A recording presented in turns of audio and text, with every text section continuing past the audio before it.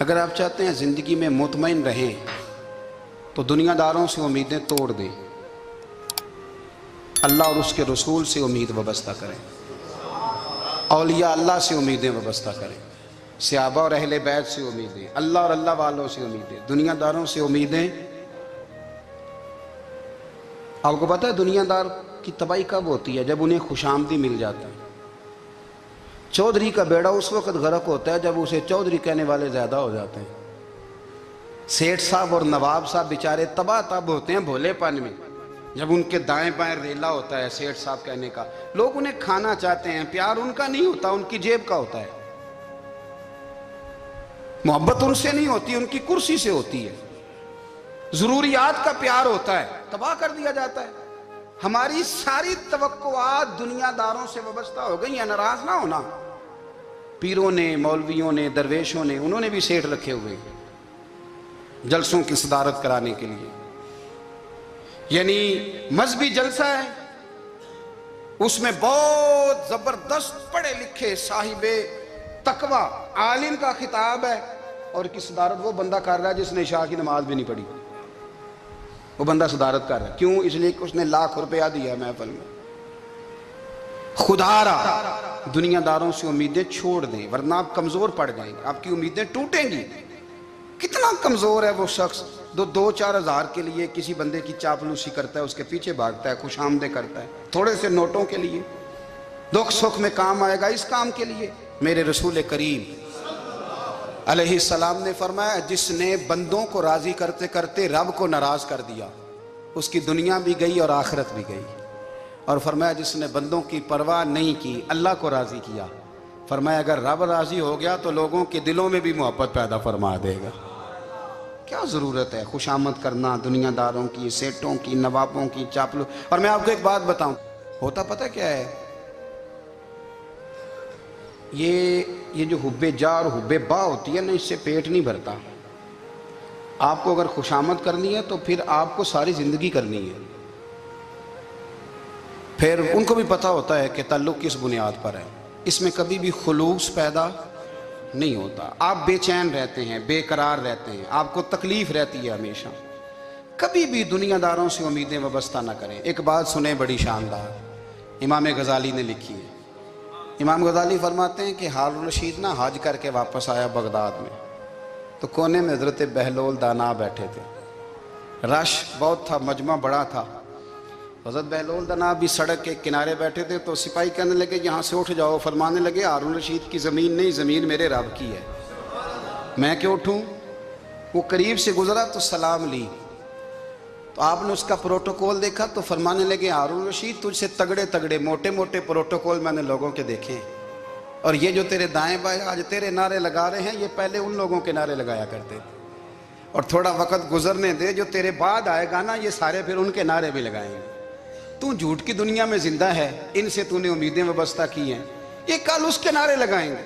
اس کے دل پہ بڑا اثر ہوا، گھوڑے سے اتر آیا، آگے کہنے لگا حضور آپ نے مجھے بڑی اچھی نصیحت کی ہے، میرا دل بڑا ٹھنڈا ہوا ہے، میں نے سنا ہے آپ مقروض ہیں، کچھ لوگوں کا قرض، تو مجھے کوئی حکم ہی کر دیں۔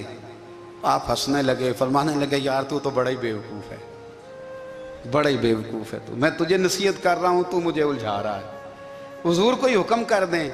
کیا خوبصورت انداز ہے رب کریم کے بندوں کا۔ حضرت بہلول دانا فرمانے لگے تیرا رب کون ہے؟ کہا اللہ۔ تو فرمایا میرا کون ہے؟ کہا اللہ۔ فرمانے لگے یہ تو نہیں نہ ہو سکتا کہ اللہ ہارون رشید کو دیتا رہے اور بہلول دانا کو بھول ہی جائے، یہ تو نہیں نہ ہو سکتا کہ ہارون رشید کو دیتا رہے اور بہلول دانا کو بھول جائے۔ فرمایا اس کا دل، اس کا ارادہ ہوا، ارادہ قدرت ہوا کہ بہلول مقروض رہنا چاہیے، تو اگر رب مجھے رکھنا چاہتا ہے، دکھ قبول محمد بخشا راضی رہن پیارے، اگر وہ چاہتا ہے میں مقروض رہوں تو میں بھی چاہتا ہوں کہ میں مقروض ہی رہوں، یہ تو نہیں نہ ہو سکتا کہ تجھے دے اور مجھے نہ دے۔ فرمایا میری تجھ سے کوئی امید نہیں، مجھے جب بھی دے گا میرا رب بھی دے گا، اور وہ دے گا تو پھر انشاءاللہ خزانے کھول کے دے گا۔ دنیا داروں سے امیدیں وابستہ کرنا، لوگوں کے پیچھے، یہ چھوڑ دیں، آپ بے چین رہیں گے، بے قرار رہیں گے۔ اللہ والوں سے ضرور امیدیں وابستہ کریں، اس لیے کہ ان کے پاس جو کچھ ہوتا ہے وہ دراصل رب کا ہی ہوتا ہے. لیکن سیٹھوں سے، نوابوں سے، سیاستدانوں سے باز آ جائیں. ہماری بڑی امیدیں وابستہ ہیں. میں اکثر کہتا ہوں جتنے پھیرے نوکری کے لیے دنیا دار کے دروازے پہ لگائے ہیں نا، اس سے کم دفعہ مسجد میں نفل پڑے ہوتے تو رب اتنی بڑی مہربانی فرما دیتا. تیسری بات یہ یاد رکھیں، اگر سکون لینا چاہتے ہیں نا، اگر سکون لینا چاہتے ہو نا تو لوگوں کو ڈسکس کرنا بند کر دو. کس کو اللہ نے کتنے پیسے دیے ہیں وہ جانے اور اللہ جانے، کس کو اللہ نے کتنی گاڑیاں دی ہیں وہ جانے، اور لوگوں کو ڈسکس کرنا. جی یعنی میں ایک جگہ بیٹھا تھا تو ایک صاحب گاڑی والا گزرا، گاڑی میں بیٹھ کے، اس کا پڑوسی تھا، کہندے تھا منہ ہے کار والا. میں کہ وہ تے ہے تاں ہی بیٹھا ہے. تے ہن میں کہ سمجھانا سی نا انہوں، میں کہ توں تے میں حساب لائیے بھی ساڈے کول کوئی نہیں، وہ تے ہے. دیکھیں نا اللہ نے اسے دی ہے نا، تو اللہ نے چاہا نا وہ کار میں بیٹھے. تو جس نے پھٹے پہ بیٹھ کے یہ تبصرہ کیا کہ منہ ہے کار والا، میں کہ ابھی وہ تے ہے تاں کار ہے. اب مجھے تجھے اندازہ لگانا چاہیے کہ ہم کیا یہ بحث ہے. یعنی اللہ کو چاہیے تھا معاذ اللہ کے پہلے تم سے پوچھتا کہ اسے کار دینی ہے کہ نہیں. کیا مطلب فضول بحث ہے. وہ چیز ہمیں اتنا تنگ کرتی ہے، اتنی تکلیف دیتی ہے کہ آپ یقین کریں سارا دن اسی کو ڈسکس کرتے ہیں. سارا دن اس کے پاس گاڑی ہے، اس کے پاس کار ہے، فلانے کا پیسہ 1 نمبر ہے، فلانے کا 2 نمبر ہے، فلانے کا 6 نمبر ہے. اصل بات کے اندر حسد ہے، اس کو نکالو. ایک بات کہنے لگا ہوں، اسے یاد رکھنا. میرے اعلیٰ حضرت رحمۃ اللہ علیہ فرمایا کرتے، حسد کرنے والا بندوں پر اعتراض نہیں کرتا، اللہ پر اعتراض کرتا. وہ کہتا ہے اللہ اسے کیوں دیا ہے، اتنا کیوں دیا ہے، معاذ اللہ وہ اللہ کی تقسیم پر اعتراض کرتا. حسد کرتے ہو بے چین رہو گے. حسد آپ کے دل کو تڑپا کے رکھ دے گا. چھوڑے، اللہ بڑا کریم ہے، جس کو جہاں چاہتا ہے وہاں بٹھا دیتا ہے. آپ قطعاً اس بحث میں نہ پڑیں کہ اللہ نے کس کو کتنا دیا ہے، کب دیا ہے، کیوں دیا ہے. وہ بڑا بے نیاز ہے. حسد آپ کو تباہ کرے گا. دنیا میں پہلا گناہ جو ہوا تھا وہ حسد تھا. ابلیس نے حضرت آدم سے حسد کیا، کہنے لگا میں بہتر ہوں، سرداری اس کو مل رہی ہے، یہ تو اللہ کو پتہ ہے نا کس کو دینی ہے. اور دنیا میں پہلا قتل حسد کی وجہ سے ہوا. حابیل قابیل کے درمیان حسد کا معاملہ تھا. خاتون کا نکاح اس سے کیوں ہو رہا ہے، مجھ سے ہونا چاہیے. حسد تباہی کرتا. آپ یقین کریں، یعنی دکاندار کے سامنے دوسری دکان پڑتی ہے اور پریشان ہو جاتا ہے. وہ کہتا ہے میرا کیا بنے گا، لا حول ولا قوت الا باللہ العلی العظیم. یعنی تیرا کیا خیال ہے کہ تیرے حصے کی روٹی وہ کھا جائے گا. اتنا چھوٹا دل.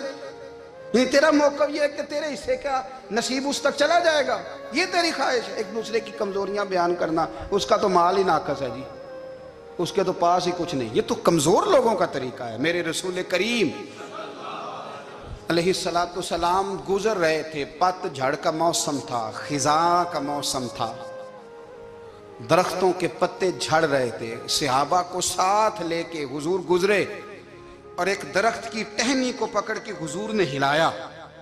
صحابہ فرماتے ہیں کہ چھم چھم اس کے پتے گرے، زمین پر ڈھیر لگ گیا. حضور نے فرمایا دیکھا تم نے کیا ہوا؟ حضور ہاں.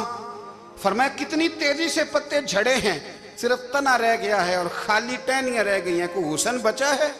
حضور نہیں. تو نبی کریم فرمانے لگے جو حسد کرتا ہے نا اس کی نیکیاں بھی اسی طرح جھڑ جاتی ہیں، اسی طرح. اور ایک جگہ حضور فرمانے لگے جس طرح راکھ لکڑی کو آگ کھا جاتی ہے، جس طرح لکڑی کو آگ، جب آگ کھا جائے تو پھر لکڑی کو لکڑی نہیں کہا جاتا، راکھ کہا جاتا ہے، کوئلہ کہا جاتا ہے. اس کی اصل باقی یعنی اسے کھائی جاتی ہے. تو حضور علیہ السلام فرمانے لگے جس طرح آگ لکڑی کو کھا جاتی ہے، فرمایا اسی طرح حسد نیکیوں کو کھا جاتا ہے، نیکیاں رہتی نہیں. حسد کرنے والے کے پاس نیکیاں یعنی ان کی اصل شکل موجود، کبھی بھی حسد نہیں کریں. اللہ کی تقسیم ہے، جس کو چاہے جب چاہے جتنا چاہے عطا کرے. اور چوتھی بات میرے بھائی، کبھی بھی بغض نہ پیدا کریں. بغض والے لوگ بے سکون رہتے ہیں. بہت ساری کمزوریاں ہمارے اندر ہوتی ہیں نا، پھر اللہ ہماری روزی تو نہیں نہ بند فرماتا. یہ تو نہیں کہتا کہ زمین سے نکل جاؤ. اگر یہی والا معاملہ ہو جو ہمارا ہے کہ شادی پہ اس نے میرے ساتھ برا سلوک کیا تھا، اب ساری زندگی بغض رکھنا ہے، اگر یہی معاملہ فرشتے اللہ کی بارگاہ میں کہیں کہ یا اللہ اس نے فلانے دن شراب پی تھی، اب اس کو زمین میں نہیں رہنے دینا، نظام زندگی چلے گا؟ تو اگر اللہ ہمیں معاف کرتا ہے تو ہم بندوں کو معاف کیوں نہیں کرتے؟ آپ یقین کریں، اتنی لمبی عداوتیں، اتنا لمبا حسد، اتنا لمبا بغض، اتنا لمبا حدیث میں نے پڑھی، میں حیران رہ گیا۔ میرے نبی کریم علیہ الصلوۃ والسلام نے فرمایا اپنی بیوی سے کبھی بغض نہ رکھنا، اگر اس کی ایک بات ناپسند ہو تو اسے چھوڑ کے وہ بات دیکھو جو تمہیں پسند ہے۔ میں اس حدیث کو پڑھ کے سوچنے لگا کہ کیا بیوی کا بھی بغض رکھتے ہیں لوگ؟ اب حضور نے کہا ہے تو اس کا مطلب ہے لوگ بیوی کا بغض بھی رکھتے ہیں۔ اب اس پر استدلال کر کے مجھے کہنا پڑے گا کہ سسرال والوں کا بغض بھی رکھتے ہیں، کہنا پڑے گا کہ بھائی کے سسرال والوں سے بھی بغض رکھتے ہیں۔ اس حدیث کی روشنی میں سمجھا کہ لوگ بھابھی کا بغض بھی رکھتے ہیں، بغض، ورنہ عادتیں تو ہماری بھی کئی بری ہوتی ہیں۔ اگر عادات ایک وجہ بنے اختلاف کی تو عادتیں تو ہماری بھی کئی بری ہیں، لیکن ہم اپنی بری عادتوں سمیت اپنے آپ سے پیار کرتے ہیں، اور سامنے والے کی ایک بھی عادت بری ہو تو اس سے بغض رکھتے ہیں۔ بغض نہ پیدا کریں۔ میرے نبی پاک علیہ الصلوۃ والسلام نے فرمایا کچھ چیزیں تمہارے دین کو مونڈ ڈالیں گی، تباہ کر دیں گی، کاٹ دیں گی۔ حضور کون سی؟ فرمایا حسد، تکبر اور بغض، یہ تمہارے دین کو تباہ کر دیں۔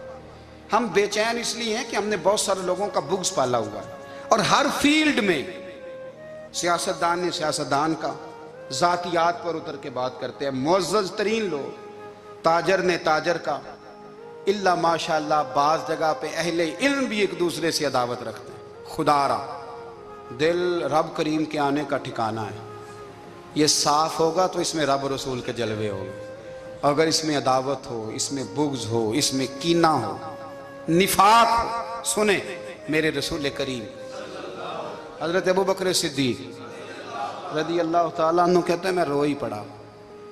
مکہ فتح ہوا نا تو اکرمہ بن ابو جہل نے پیغام بھیجا کہ میں نا کلمہ پڑھنے کے لیے آ رہا ہوں۔ بات لمبی ہے، میں موضوع پہ رہنا چاہتا ہوں۔ کہتے ہیں جب وہ آنے لگا نا تو نبی پاک نے ہم سب کو بلایا، ہم حاضر خدمت ہوئے تو حضور فرمانے لگے کہ اس کے باپ نے نا بڑا ظلم کیا ہے ہمارے ساتھ، ابو جہل نے بڑا ستایا ہے، بڑی تکلیف دی ہے۔ آپ مجھے بتلائیں کہ وہ ایک دفعہ کسی شادی پہ بحث ہوتی ہے بیوی کے بھائی کے ساتھ، پھر ساری زندگی اس بیچارے کو معافی، وہ 10 دفعہ گھر آتا ہے معافی مانگنے پر سوال ہی نہیں پیدا ہوتا، میں ہو مجھے ہی کہہ دیا، پھر مجھے ہی کہہ دیا آپ نے، اور میری شان میں بے ادبی، اور پھر میں معاف کر دوں؟ توبہ توبہ توبہ، یہ کیسے ہو سکتا ہے؟ میری ناک نیچی ہو جائے گی، اور آپ نے مجھے کہہ دیا، سوال ہی نہیں پیدا ہوتا۔ اور یہ رونا میں اکثر ہوتا ہوں کہ شادی والے دن داماد صاحب کا زیادہ دماغ خراب ہوتا ہے۔ جب چھوٹی سالی کی شادی ہوتی ہے نا، اس دن اس کو بخار چڑھتا ہے، کوئی اس کو کان میں کہتا ہے تیری عزت نہیں کر دے، اس دن اس کا دماغ خراب ہو جاتا ہے، بچے اٹھا کے نکل آتا ہے، وہ بیچارہ سسر منتیں کر رہا ہوتا ہے کہ تیری مہربانی آ جا، یہ عزت کرا رہا ہے۔ تو میں نے کہا احتجاج کر کے جو عزت کرائی جاتی ہے وہ عزت نہیں ہوتی۔ ہاں یہاں مانگ کے عزت لیتے ہیں لوگ، یا احتجاج کی کوئی عزت ہے؟ آپ کے اندر کمالات اتنے ہوں کہ آپ کی عزت کرنے کو دل چاہے، یعنی مزہ آئے، یعنی لطف آئے، یعنی آپ دور بیٹھے ہوں تو کسی کا دل کرے آپ کو اسٹیج پہ بلانے کے لیے۔